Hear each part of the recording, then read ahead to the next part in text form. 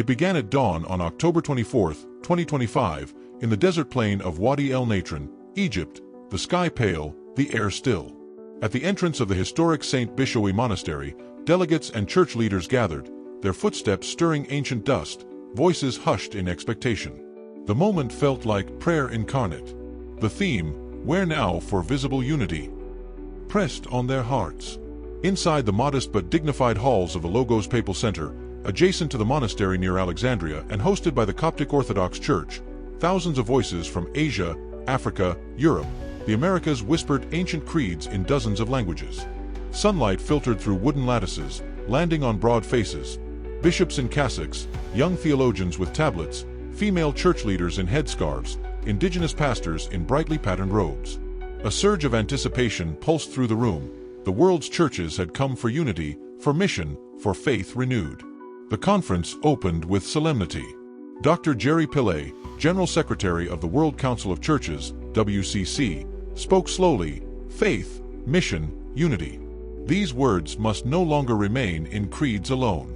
They must walk in our streets."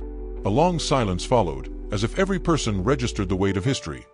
The 1,700-year anniversary of the Council of Nicaea, whose creed still binds Christian confession today. In a coffee hall filled with chatter, a young pastor from South America leaned over and whispered to an elder from Asia, "We are here, not just to talk, but to live what our ancestors declared." Around them, the buzz of multiple languages created a layered harmony: Arabic, English, Swahili, Spanish.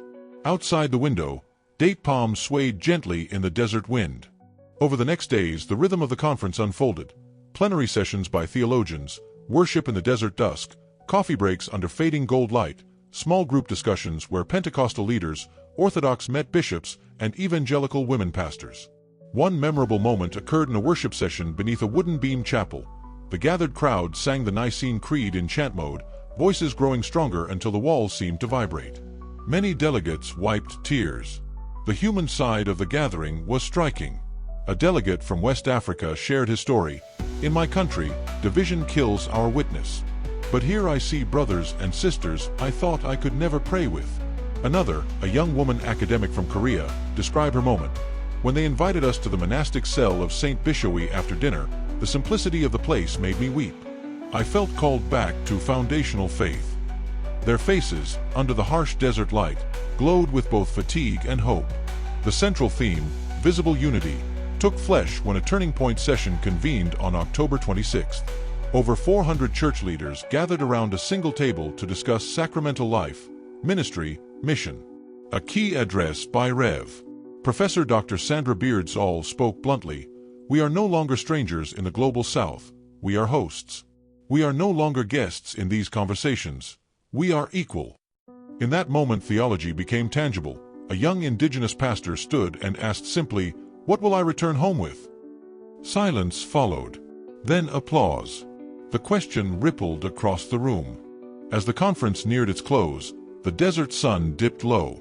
During the closing worship on the evening of October 28th, delegates formed circles around flickering torches outside the monastery walls. The wind rose gentle, carrying desert dust and incense from nearby Coptic liturgy. A bishop from Eastern Europe lifted his hand and said, "Our divisions are wounds.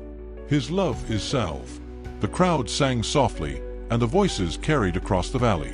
In that open air, under Egyptian stars, the presence of God felt close. The final statement of the conference declared a renewed commitment. "We affirm our apostolic faith together.